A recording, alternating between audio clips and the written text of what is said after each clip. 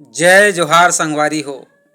संगवारी हो, जब पंडवानी के नाव लेथन ना त सबले पहली पद्मश्री तीजन बाई के सुरता आथे।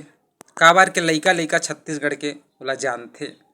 फिर बड़ सम्मान के साथ ए क्षेत्र में उनकर मन के याद करथन, जेला पंडवानी के पितामह कहे जाथे। झाड़ू राम देवांगन जी, पूनाराम निषाद जी, रेवा राम साहू जी। संगवारी हो, हमर छत्तीसगढ़ में पंडवानी के दो शैली होथे। एक कपालिक शैली, दूसर वेदमती शैली।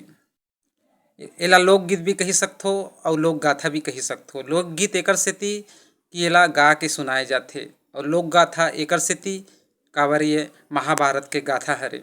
संगवारी हो, ऐसे बताए जाथे कि रतनपुर के निवासी सबल सिंह चौहान द्वारा एला छत्तीसगढ़ी में लिखे गए दोहा चौपाई के माध्यम से उही ला आज लोकगीत के रूप में पंडवानी के माध्यम से गाए जाथे। संगवारी हो, यही पंडवानी के क्षेत्र में हमार राजनांदगांव जिला के एक ठन गाँव हावे देवरी पाररी। उहाँ के निवासी रही से रेवा राम साहू जी, जे पंडवानी के क्षेत्र में आगू बढ़ी से। बाद में वहाँ राजनांदगांव के स्टेशन पारा में आ गए। वही स्टेशन पार में जब ओकर कार्यक्रम होवत रही से तो हबीब तनवीर जी ओला देखी से और ओला अपन नया थिएटर में शामिल कर लिस। वो नया थिएटर के माध्यम से रेवा राम साहू जी हा गजब जगह देश विदेश के यात्रा करी से और गजब नाम कमाई से आज ओकर नाम हा अमर हो गए है।